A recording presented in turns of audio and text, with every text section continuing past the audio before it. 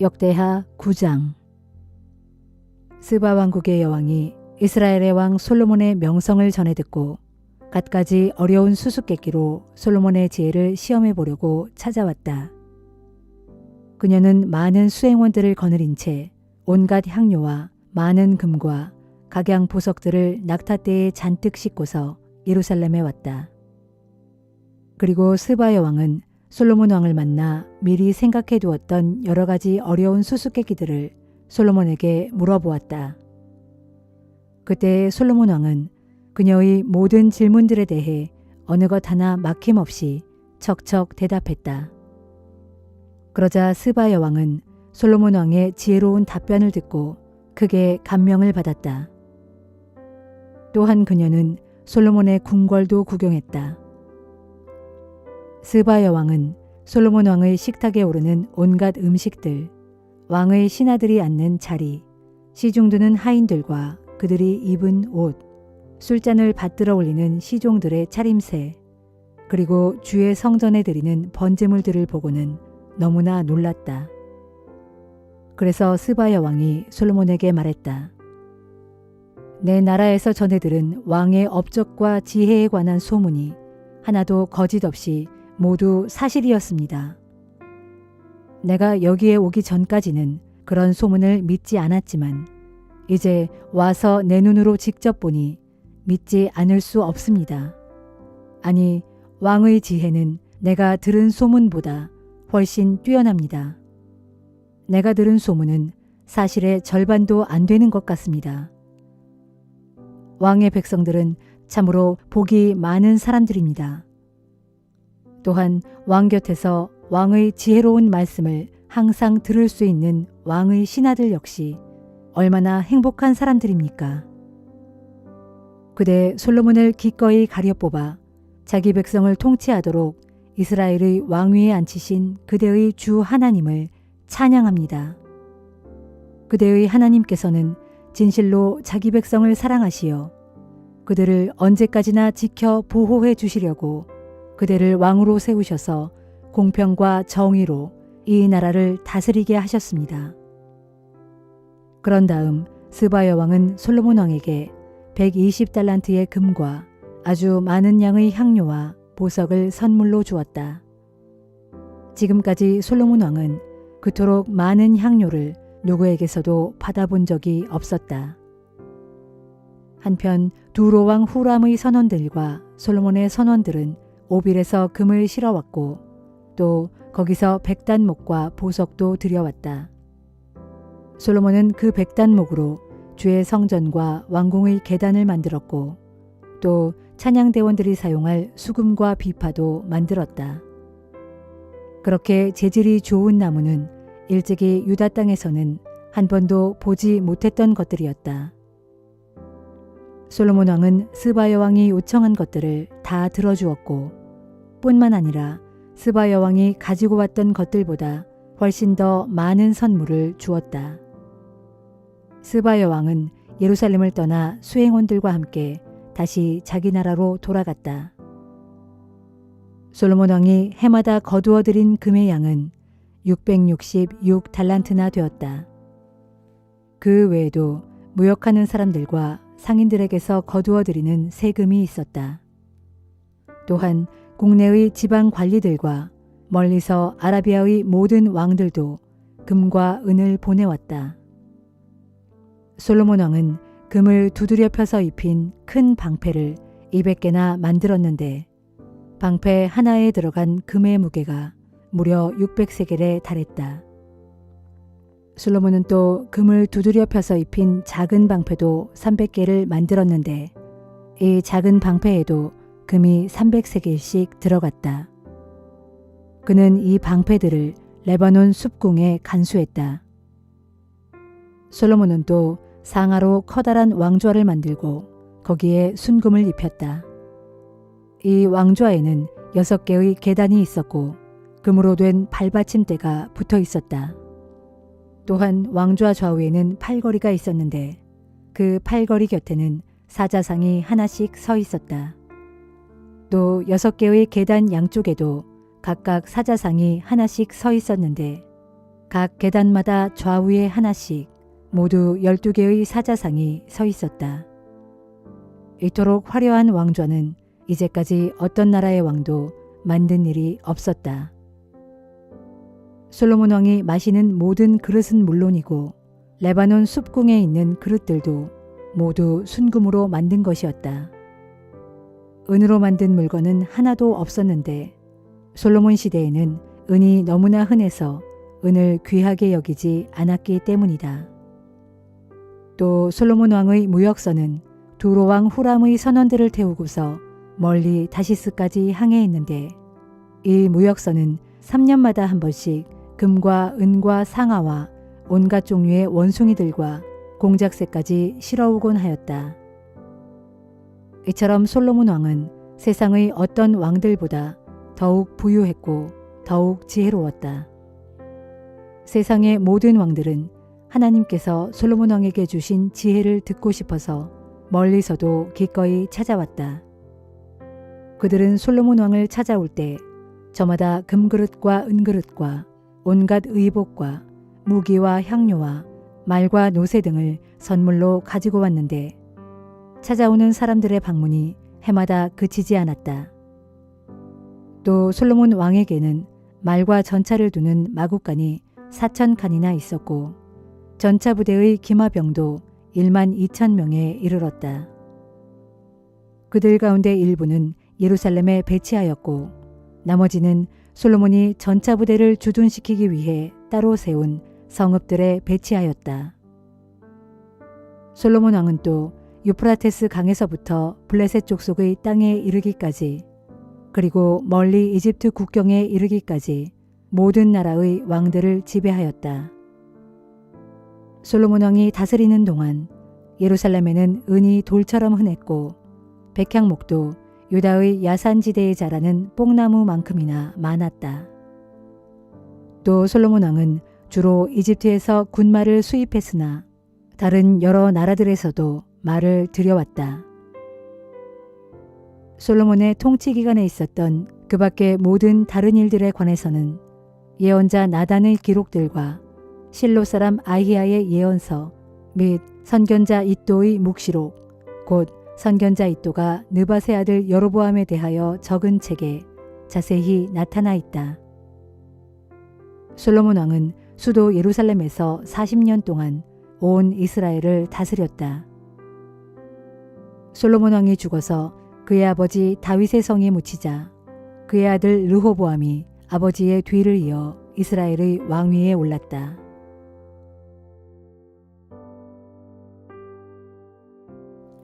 유다서 1장.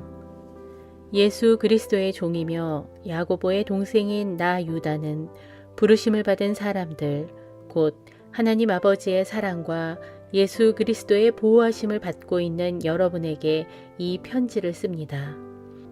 자비와 평강과 사랑이 여러분에게 더욱 풍성하게 넘쳐나기를 빕니다. 사랑하는 형제들이여, 나는 우리가 함께 얻은 구원, 곧 하나님께서 우리에게 베풀어 주신 구원에 관해 여러분에게 편지를 써보내려고 벌써부터 벼르고 있던 참에 이제 하나님께서 성도들에게 단번에 맡겨주신 믿음을 지키기 위해 힘써 싸우라고 권면하는 편지를 여러분에게 당장 써보내야 할 필요성이 생겼습니다. 그것은 여러분의 교회 안으로 몇몇 악한 자들이 몰래 파고들었기 때문입니다. 그 자들은 그들에게 합당한 심판을 받기로 아주 옛적부터 성경에 기록되어 있는 자들로서 아주 불경스러울 뿐만 아니라 우리 하나님의 크신 은혜를 악용하여 제멋대로 방탕한 생활을 하면서 무엇보다도 온 세상의 유일한 주권자이신 우리 주 예수 그리스도를 부정하는 자들입니다. 여러분도 이미 다 알고 있는 일이지만 나는 새삼 여러분에게 다음과 같은 사실을 일깨워주고 싶습니다. 주님께서는 이스라엘 백성을 이집트에서 단번에 구출해내셨지만 훗날 그들 가운데 믿지 않는 자들을 가려내어 다 멸하셨습니다.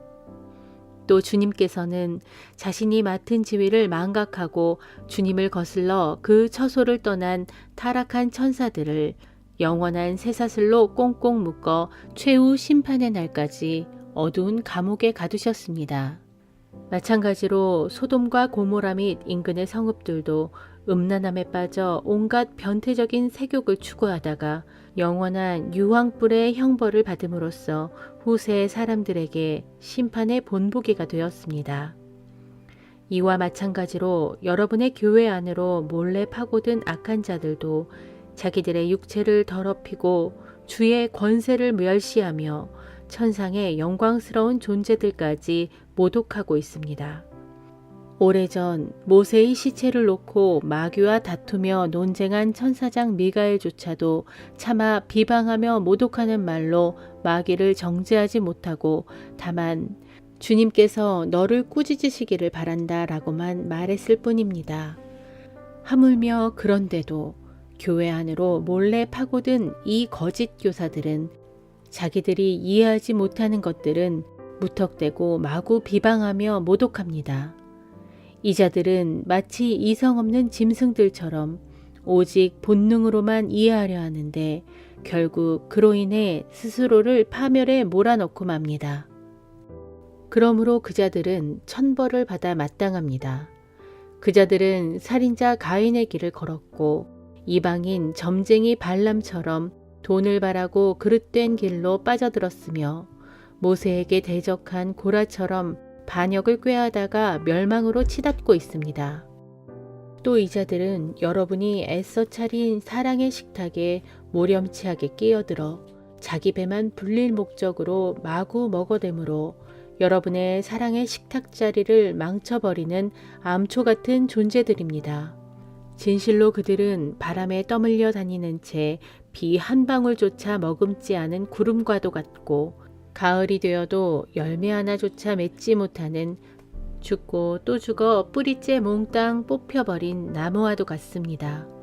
뿐만 아니라 그 자들은 수치의 거품을 부글대며 내뿜는 바다의 거친 파도 같은 존재들이고 칠흑 같은 어둠 속을 영원토록 헤매게 될 이리저리 떠도는 별들과 같습니다.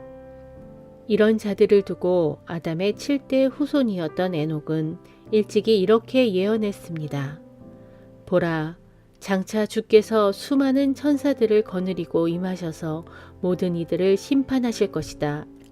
곧 모든 경건치 않은 자들이 저지른 온갖 불경건한 행실들과 또 경건치 않은 죄인들이 주님을 거슬러서 제멋대로 내뱉은 모든 거칠고 모독적인 말들을 낱낱이 들추어내신 뒤 마땅한 형벌을 내리실 것이다. 그렇습니다. 이런 자들은 언제나 원망하면서 불평만 늘어놓는 사람들이고 자기들의 세상 욕심에 따라서만 살아가는 사람들이며 입을 벌려 스스로 자랑을 일삼는 교만한 사람들이고 자신들의 이익을 챙기기 위해서는 남에게 아첨하기 일쑤입니다. 그러나 사랑하는 형제들이여, 여러분은 우리 주 예수 그리스도의 사도들이 전에 여러분에게 했던 말들을 기억하십시오. 사도들은 앞서 여러분에게 말하기를 마지막 때가 이르면 사람들이 저마다 자기들의 경건치 못한 세상 정욕에 따라 제멋대로 살아가고 또 주를 믿는 여러분을 조롱하는 사람들이 나타날 것이다 라고 하지 않았습니까? 참으로 이런 자들은 분열과 갈등을 일으키는 사람들이고 육체의 욕구에 따라 본능대로 살아가는 사람들이며 성령이 없는 자들입니다. 그러나 사랑하는 형제들이여, 여러분은 지극히 거룩한 믿음의 터전 위에 여러분 자신을 굳게 세우고 오직 성령으로 기도하십시오. 하나님의 사랑의 울타리 안에 머물면서 자신을 순결하게 지키는 가운데 여러분을 영원한 생명으로 인도하시는 우리 주 예수 그리스도의 자비를 기다리십시오. 믿음을 갖지 못한 채 자꾸만 의심하는 사람들을 불쌍한 마음으로 대하시고 또 거짓 교사의 미혹에 넘어가 죄악의 구렁텅이에 빠진 어떤 사람들에 대해서는 그들을 불구덩이에서 끄집어내듯 구원해 주십시오. 또 부패한 정욕으로 그 육신이 더럽혀진 어떤 사람들에 대해서는 심지어 그들이 입은 옷가지들조차 멀리하고 미워하되 다만 두려운 마음으로 불쌍히 여기도록 하십시오. 여러분을 항상 지켜주셔서 범사에 넘어지지 않게 해주시고 또한 크나큰 기쁨 가운데 자신의 영광 앞에 아무런 흠 없이 설 수 있게 해주시는 분, 곧 우리의 구주 되시는 유일하신 하나님 아버지께 영광과 위엄과 능력과 권세가 우리 주 예수 그리스도로 말미암아 영원 전부터 그리고 지금과 영원 무궁토록 항상 함께하기를 빕니다. 아멘. 스바냐 1장. 아몬의 아들인 요시아가 유다를 다스리던 때에 주의 말씀이 스바냐에게 내렸다. 스바냐는 구시의 아들이며 그다레아의 손자이고 아마랴의 증손자이며 히스기야의 고손자이다. 주께서 말씀하셨다. 내가 땅 위에 있는 모든 것들을 완전히 쓸어버리겠다. 내가 사람과 짐승을 다 쓸어버리고 공중의 새와 바다의 고기를 다 쓸어버리겠다. 아울러 남을 넘어뜨리는 자들과 모든 악한 자들도 모조리 쓸어버리겠다. 그날에 내가 땅 위에서 사람을 모두 없애버리겠다. 이것은 나 주의 말이다. 그날에 내가 손을 뻗쳐 유다 백성들과 예루살렘의 주민들을 쳐서 벌하고 그 땅에 남아있는 바알의 흔적들을 모조리 없애버리겠다. 또한 바알을 섬기는 모든 제사장들을 뿌리 뽑고 아울러 그들의 명칭인 그마림이란 이름도 다시는 불리지 않게 하겠다. 지붕 위로 올라가서 하늘의 해와 달과 별들에게 경배하는 자들, 주께 경배하고 주의 이름으로 맹세하면서도 또한 말감을 두고 맹세하는 자들, 주를 거역하고 주께 등을 돌린 채 주를 따르지 않는 자들, 주를 찾지도 않고 주의 뜻을 묻지도 않는 자들, 이 같은 자들을 내가 모조리 쓸어버리겠다. 너희는 주 하나님 앞에서 잠잠하라. 진노의 심판을 베푸실 주의 날이 가까이 이르렀으므로 주께서 희생제물을 준비해 놓으시고 그 희생제물을 죽일 자들을 이미 구별해 놓으셨기 때문이다. 주께서 말씀하셨다.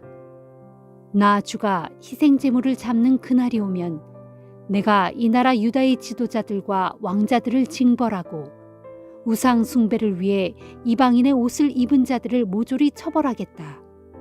또 문지방을 밟지 않는 이방 풍속을 지키느라 문지방을 폴짝 건너뛰는 자들 및 폭력과 사기로 남의 재산을 빼앗아 자기들의 신전을 가득 채운 자들을 내가 모두 처치하겠다.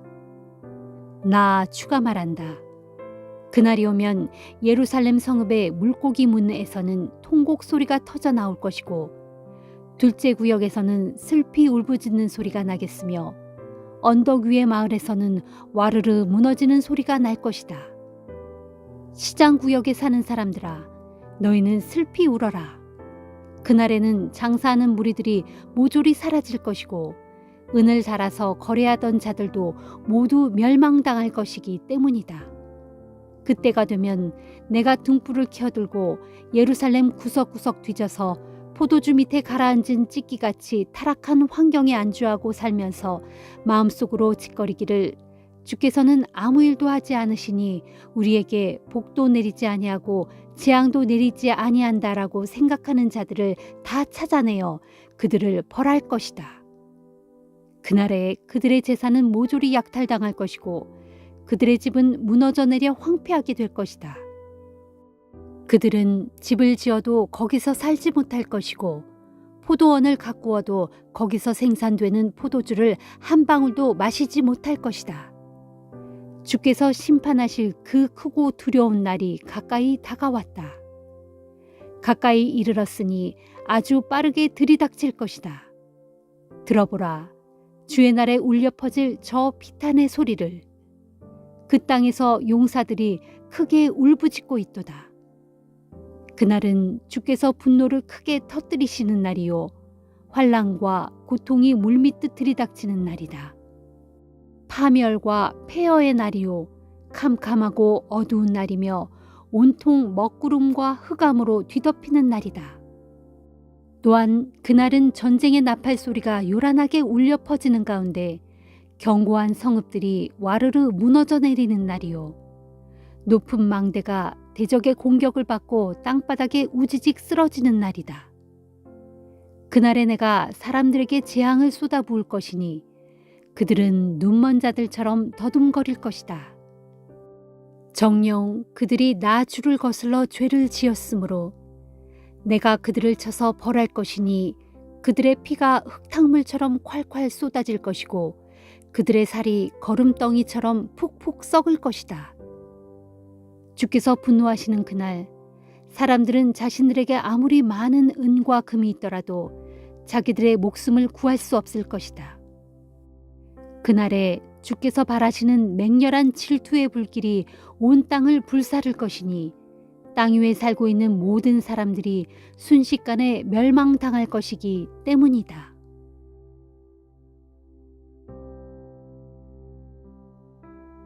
누가복음 23장.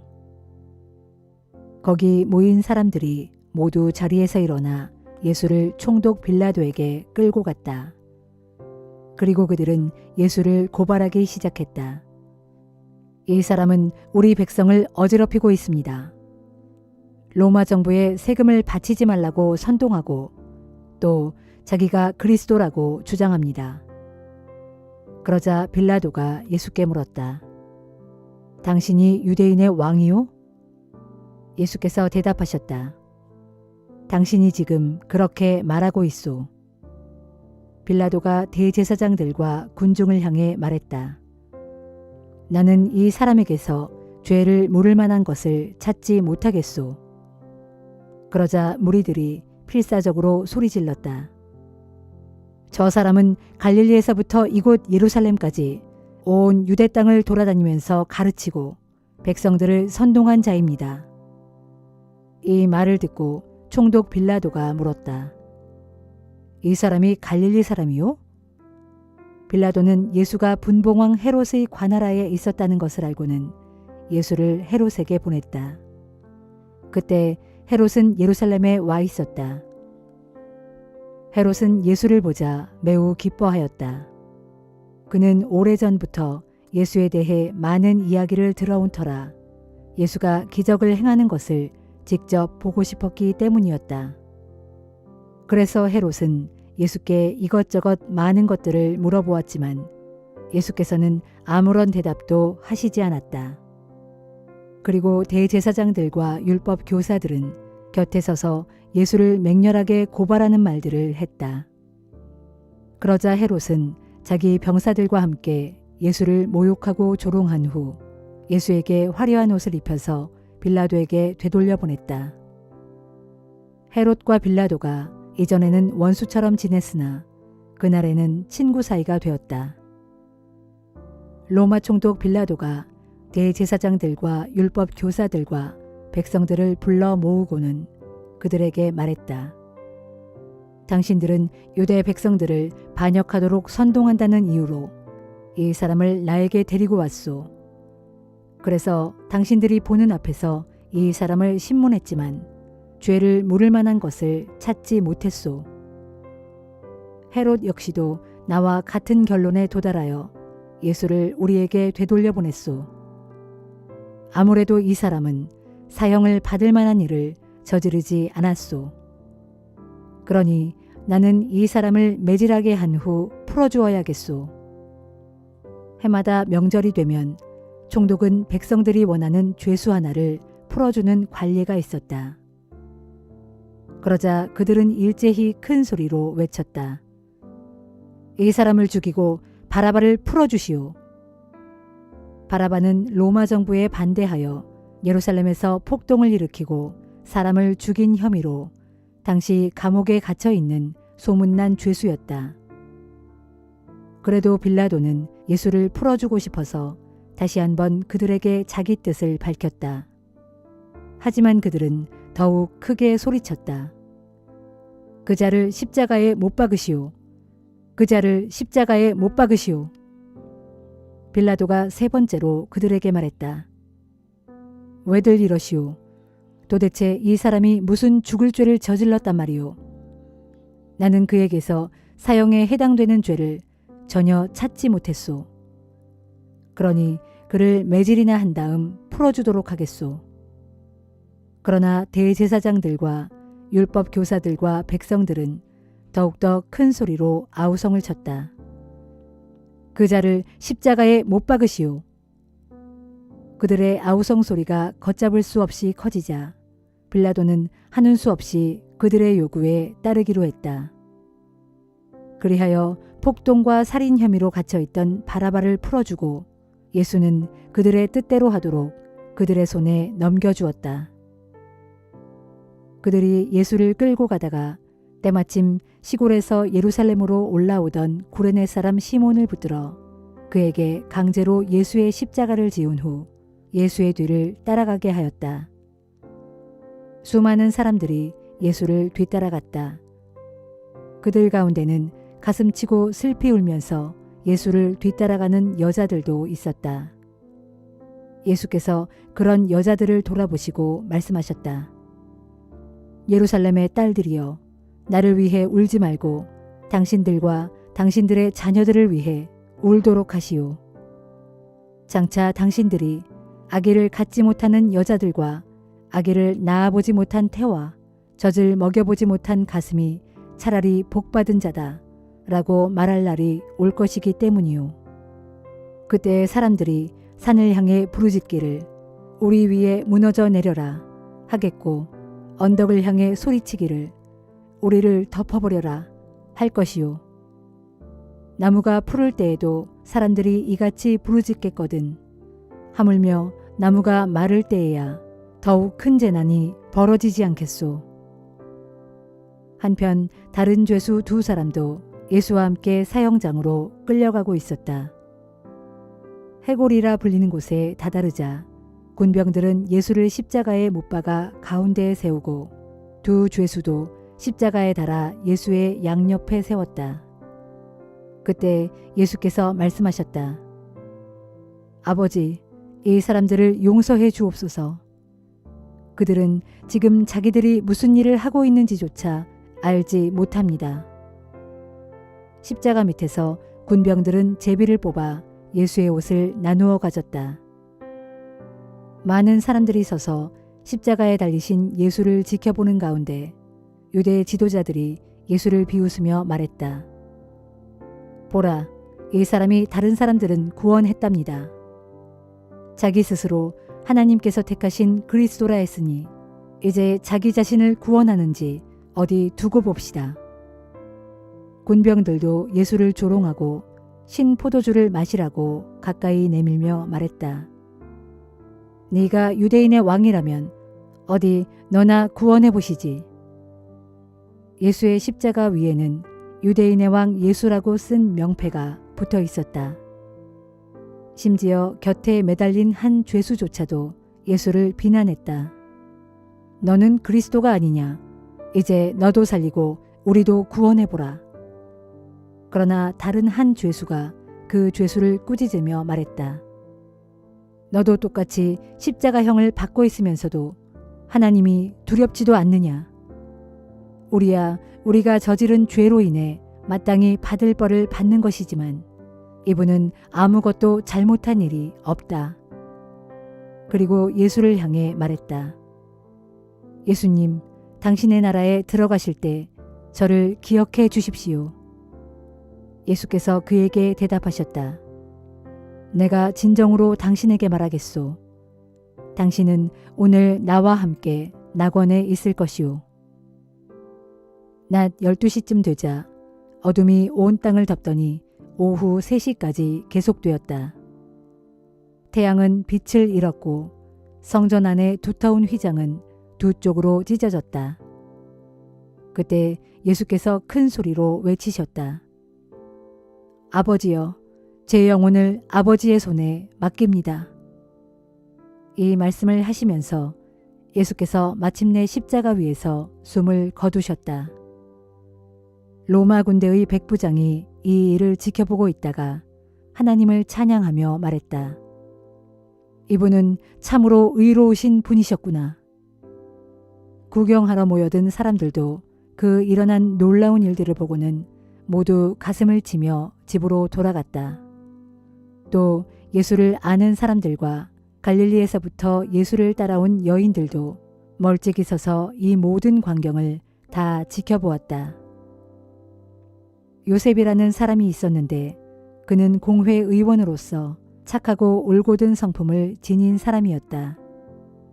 이 사람은 예수를 정죄하는 다른 공회 의원들의 결정과 행동에 동의하지 않았다. 그는 유대의 아리마대 출신으로서 하나님의 왕국을 고대하고 있었다. 이 요셉이 총독 빌라도를 찾아가서 예수의 시신을 내달라고 요청했다. 그는 예수의 시신을 십자가에서 내려 고운 배로 감싼 다음 언덕 기슭에 바위를 파서 만든 새 무덤에 모셨다. 이렇게 예수의 시신을 무덤에 모신 때는 안식일 전날 곧 예비일로서 이제 막 안식일이 시작될 무렵이었다. 갈릴리에서부터 예수를 따라온 여자들도 요셉을 뒤따라가서 예수의 시신이 무덤에 안치되는 모습을 전부 지켜보았다. 그리고 그 여자들은 집으로 돌아가서 예수의 시신에 바를 향료와 향유를 마련하였다. 그러고 나서 그들은 계명에 따라 안식일에 쉬었다.